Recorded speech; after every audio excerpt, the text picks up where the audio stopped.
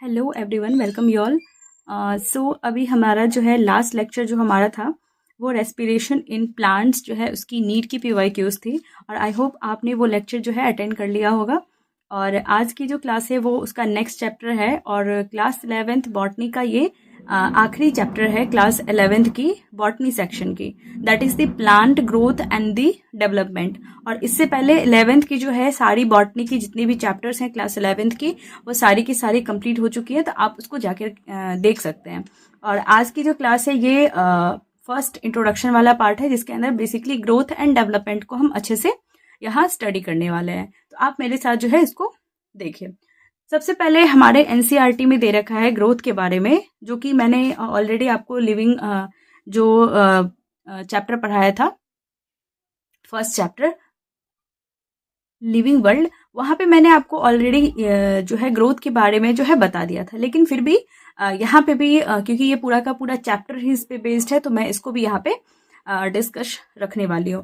ठीक है, तो ग्रोथ क्या होता है बेसिकली, ये हमने आपको बताया था कि ग्रोथ की जो है दो ट्विन कैरेक्टरिस्टिक होती है। जो उसकी मेन होती है कैरेक्टरिस्टिक वो होती है that is the increase in mass और इंक्रीज इन नंबर। यानी कि अगर किसी भी ऑर्गेनिज्म का, किसी भी चीज़ों का अगर उसका मास बढ़ रहा है या उसका नंबर भी बढ़ रहा है तो हम उसको क्या कहेंगे कि इसमें ग्रोथ हमें देखने को मिल रहा है। इसलिए ग्रोथ जो था वो लिविंग का क्या था, नॉन डिफाइनिंग कैरेक्टरिस्टिक था। क्योंकि नॉन डिफाइनिंग इसलिए क्योंकि जो नॉन लिविंग होता है उसके अंदर भी हमें, अगर हम उसको एज अ इंक्रीज इन मास अगर हम उसको कंसीडर करते हैं तो वहां भी हमें ग्रोथ देखने को मिलेगी। जैसे कि चट्टानों पे जो है धूल का जमना जो होता है, ये क्या होता है, इंक्रीज होता है मास का, तो क्या हम उसको ग्रोथ कहेंगे? हाँ, ग्रोथ कहेंगे, वो नॉन लिविंग का ग्रोथ हो जाएगा।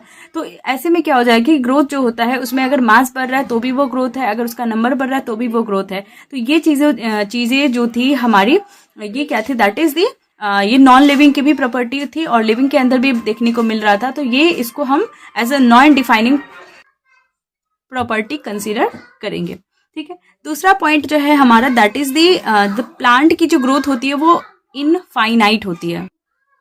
इनफाइनाइट जो होता है क्योंकि यहाँ पे जो सेल की जो पार्ट्स होती है वहां पे कहीं कहीं पे हमें मेरिस्टेमेटिक सेल जो है वो देखने को मिलता है। मेरिस्टेमेटिक का मतलब होता है जो एक्टिवली डिवाइडिंग सेल्स हैं। इसीलिए जो है प्लांट की ग्रोथ क्या होती है, दैट इज द इनफाइनाइट होती है। इसके बाद जो है तीसरी पॉइंट हम बात करें, that is the fundamental character. ये फंडामेंटल कैरेक्टर होता है और irreversible permanent increase in size होता है ग्रोथ। और ये इंक्लूड करता है कुछ मेटाबॉलिक प्रोसेसेस को, जैसे कि इसके अंदर एनाबॉलिज्म, कैटाबॉलिज्म, ये चीज़ें जो है इसके अंदर आती है। और ग्रोथ जो होता है प्लांट्स के केस में क्या होता है, ओपन टाइप की ग्रोथ होती है। ठीक है, तो ये सारी चीज़ें जो है वो इसमें NCERT में जो है दे रखा है, जो कि मोस्ट इंपॉर्टेंट पॉइंट है, यहाँ से क्वेश्चन फ्रेम होता है। इसके बाद हम बात कर ले यहाँ पे डेवलपमेंट की, तो डेवलपमेंट जो है इसके अंदर दो चीजें आती है, एक तो ग्रोथ होता है, दूसरी डिफरेंशिएशन होती है। मतलब डेवलपमेंट के अंदर क्या क्या चीजें आती है, अगर हम ग्रोथ और डिफरेंशिएशन को अगर हम ऐड करें, प्लस करें, तो हमें क्या डेवलपमेंट मिलेगा। ठीक है, तो ग्रोथ तो मैंने आपको बता दिया कि ये बेसिकली इंक्रीज इन मास और इंक्रीज इन नंबर होता है। ये इनफाइनाइट होता है क्योंकि कहीं कहीं पे मेरिस्टम सेल्स प्रेजेंट होता है। फंडामेंटल कैरेक्टर है ये, इरिवर्सिबल परमानेंट इंक्रीज होता है साइज का, ओपन टाइप की होती है, इसके अंदर मेटाबॉलिज्म वगैरह प्रेजेंट होता है। तो बेसिकली ग्रोथ हमारी हो चुकी है। अब डिफरेंशिएशन की बात कर ले तो डिफरेंशिएशन भी क्या होता है, ये भी ओपन तरह की होती है प्लांट्स के केस में। और जो मेरिस्टेमेटिक सेल होता है उसके अंदर जब डिवीजन होती है तो क्या होती है, हमारी डॉटर सेल्स बनती है और बाद में वही डॉटर सेल क्या होता है, डिफरेंशिएट करेगा, मैच्योर करेगा। मैच्योर का मतलब होता है चेंज होगा उसके सेल वॉल में और चेंज होगा उसकी प्रोटोप्लाज्म में। ठीक है, और यहाँ से फिर वो मैच्योर एक प्लांट हमें देखने को मिल जाएगा। तो ये बेसिक जो है डिफरेंशिएशन होती है। बेसिकली एक सेल जो होता है मेरिस्टेमेटिक सेल, उसके अंदर डिवीजन होगा और डिवीजन से डॉटर सेल बनेंगे, डॉटर सेल के अंदर डिफरेंशिएशन होगा, मतलब वो डिवाइड करेगा। तो बेसिकली यही चीजें हमें देखने को मिलती है डेवलपमेंट के अंदर, growth and differentiation.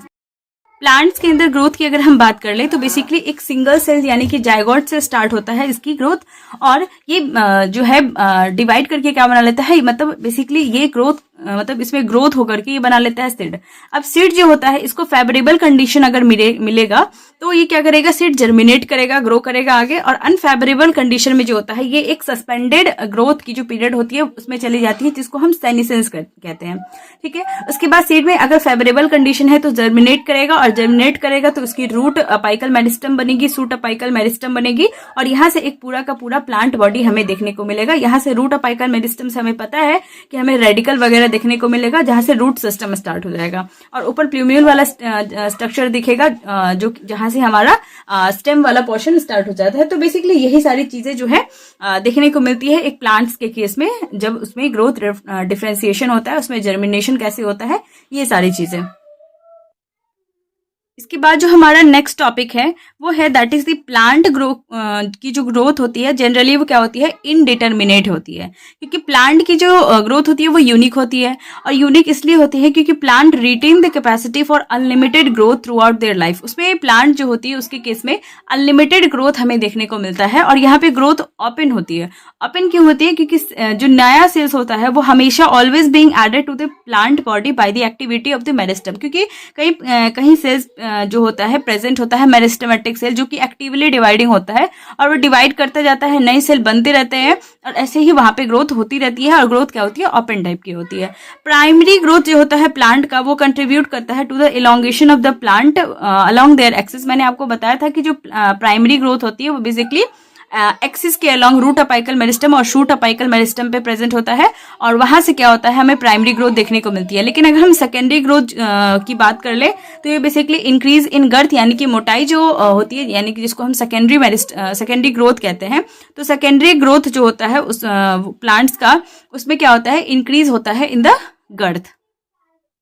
Next topic है हमारा that is the growth is measurable. क्या ग्रोथ जो होता है वो मेजरेबल होता है। एट सेलुलर लेवल ग्रोथ जो होता है वो इंक्रीज होता है in the amount of protoplasm. अगर हम सेल की लेवल पे अगर हम बात करें तो ग्रोथ का मतलब होता है increase in the amount of protoplasm, जो मतलब बेसिकली एक सेल के अंदर की जो स्पेस होती है वो उसकी प्रोटोप्लाज्म होती है। तो ग्रोथ जो होता है यहाँ पे सेलुलर लेवल पे इंक्रीज होता है in the amount of the protoplasm. और ग्रोथ जो होता है इसको मेजर करते हैं by a variety of parameter. बहुत सारे पैरामीटर्स हैं जिसका यूज से हम पता लगाते हैं कि इसमें ग्रोथ देखने को मिल रहा है। अगर उसका फ्रेश वेट में इंक्रीज हो रहा है तो, अगर उसकी ड्राई वेट में जो है इंक्रीज हो रही है तो, अगर उसका लेंथ बढ़ रहा है तो, एरिया, वॉल्यूम और उसका सेल नंबर बढ़ रहा है तो, ये सारी चीजें डिटरमाइन करती है कि एक प्लांट या किसी भी चीज के अंदर जो है, मतलब बेसिकली हम प्लांट को यहाँ पे कंसिडर कर रहे हैं तो प्लांट की जो ग्रोथ होती है वो डिफाइन करती है ये सारी चीजें, मतलब ये सारे पैरामीटर से हम पता लगाते हैं। ठीक है, अब कुछ जो है इंपॉर्टेंट पॉइंट दे रखा है जहां से डायरेक्टली क्वेश्चन आया हुआ है और आगे भी आ सकता है, तो इसको डायरेक्टली याद रखेंगे ऐसे कि जो सिंगल मेज होता है रूट अपाइकल मेरिस्टम का can give rise to more than 17,500 new cells per hour. एक सिंगल मेज जो होता है जिसकी रूट अपाइकल मेरिस्टम होती है वो अगर हम बात करें पर आवर में तो 17,500 नए सेल जो होता है वो बना सकता है। उसके बाद हम बात करें वाटरमेलन की, तो साइज जो होती है वाटरमेलन की can increase up to 3,50,000 time. जो साइज होती है वाटरमेलन की वो बढ़ सकती है 3,50,000 टाइम्स ज्यादा। तो पहला जो है, जब मैंने आपको ये बताया है मेज के बारे में बताया है, वहां पे क्या हो रहा है कि बेसिकली वहां पे नंबर इंक्रीज हो रहा है, नए सेल बन रहे हैं, 17,500 नए सेल बन रहे हैं पर आवर।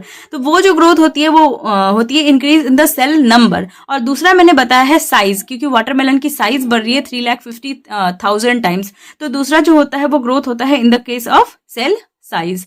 इसके बाद हम बात करें कुछ और पॉइंट की। जो ग्रोथ होती है पॉलन ट्यूब की वो होती है in terms of its length. उसके लेंथ में बढ़ने से हम पता लगाते हैं कि जो ग्रोथ होती है उसके पॉलन ट्यूब की हो रही है। उसके बाद जो ग्रोथ होती है डॉर्सी वेंट्रल लीफ की वो होती है increase in the surface area. उसका सरफेस एरिया बढ़ने से पता लगेगा कि उसमें ग्रोथ हो रही है। इसके बाद नेक्स्ट टॉपिक हमारा है जो कि हम एनसीईआरटी के साथ ही चल रहे हैं, तो दे रखा है that is the phases of the growth. Growth के अंदर क्या क्या फेजेस होगी, तो पहली फेज होगी वो होगी मेरिस्टेमेटिक। आई होप ये वाला आपको समझ में आ जाएगा क्योंकि मैंने ये ऑलरेडी आपको करवा रखा है, और ये मैंने आपको जब ये करवाया था that is morphology of flowering plants, वहां पे भी मैंने आपको बताया था कि जो बेसिकली जो ग्रोथ होता है, जब मैंने आपको ये रूट वाला पार्ट पढ़ाया था उस टाइम में मैंने आपको बताया था कि रूट कैप होता है, उसके ऊपर मेरिस्टेमेटिक सेल्स होते हैं और उसके ऊपर इलोंगेशन वाला पार्ट, फिर मैचुरेशन वाला पार्ट, और मैचुरेशन वाले पार्ट से जो है जो है निकलता है, that is the root hair maturation वाले पार्ट से। तो ये सारी चीजें ऑलरेडी हो चुकी है और आपको अच्छे से समझ में आएगा क्योंकि आप एक बार ऑलरेडी इसको पढ़ चुके हैं। तो सबसे पहला वाला जो रीजन होता है दैट इज द मेरिस्टेमेटिक, मतलब रूट कैप के जस्ट बाद जो होता है रीजन वो होता है मेरिस्टेमेटिक सेल्स, वहां पे प्रेजेंट होता है जहां पे कॉन्स्टेंटली डिवाइडिंग यानी कि एक्टिवली डिवाइडिंग सेल्स प्रेजेंट होता है, both at the root apex and the shoot apex meristem represent meristematic phase. मतलब रूट की अपेक्स पे भी, मतलब उसकी जो टिप होती है वहां पे भी, और शूट की जो टिप होती है यानी कि उसकी अपेक्स पे वहां पे भी क्या होता है, यही सेल प्रेजेंट होता है मेरिस्टेमेटिक सेल, जहां पे एक्टिवली डिवीजन होता है। उसके बाद यहाँ पे प्रोटोप्लाज्म बहुत ज्यादा होता है, रिच होता है, लार्ज कॉन्स्पिक्यूअस, कॉन्स्पिक्यूअस का मतलब होता है दिखने जैसा, मतलब दिखने वाला। इनकॉन्स्पिक्यूअस अगर लिखा है इसका मतलब है कि वो इनविजिबल है, बहुत ही छोटा है, इतना छोटा है कि वो हम देख नहीं सकते हैं। और कॉन्स्पिक्यूअस का मतलब है कि यहाँ पे लार्जर यानी कि लार्जर न्यूक्लिया यहाँ पे देखने को मिल रहा है। उसके बाद इसकी यहाँ पे जो सेल वॉल होती है वो थिन होती है और सेलुलोजिक सेल वॉल होती है, और यहाँ पे अबंडेंट प्लाज्मोडेस्माटल कनेक्शन देखने को मिलता है। नेक्स्ट दूसरा जो पॉइंट आएगा वो आएगा इलोंगेशन वाला पार्ट, मतलब मेरिस्टेमेटिक के बाद जो है इलोंगेशन आएगा, और इलोंगेशन मतलब वहां पे इलोंगेट हो रहे हैं बेसिकली वो पार्ट, और इंक्रीज कराता है, ये वैक्यूलेशन यहाँ पे बढ़ाता है, और सेल की यहाँ पे इनलार्जमेंट देखने को मिलती है। ठीक है, तीसरी जो पॉइंट है दैट इज हमारी, दैट इज द मैचुरेशन। और मैचुरेशन की अगर हम बात कर लें तो यहाँ पे सेल जो है मैच्योर हो चुका है, और मैक्सिमम साइज होता है सेल का in terms of wall thickening and protoplasm modification के टर्म्स में, यहाँ पे सेल की साइज होती है मैक्सिमम होती है, इसलिए इसको हम मैचुरेशन जोन कहते हैं। तो ये थी हमारी तीन जो फेजेस होती है ग्रोथ की, वो that is the meristematic, elongation and the maturation. इसके बाद जो हमारा टॉपिक है that is the growth rate है। ग्रोथ रेट क्या होती है, that is the increase growth per unit time. Per unit time अगर ग्रोथ बढ़ रहा है तो उसको हम क्या करते हैं, ग्रोथ की रेट कहते हैं। यानी कि ग्रोथ की जो रेट है, मतलब टाइम के हिसाब से उसको हम कंसिडर कर रहे हैं, मतलब उसको हम मैथमेटिकली एक्सप्रेस कर सकते हैं। अब मैथमेटिकली इसको एक्सप्रेस कर सकते हैं तो ग्रोथ की रेट जो होती है दो तरह से हो सकती है।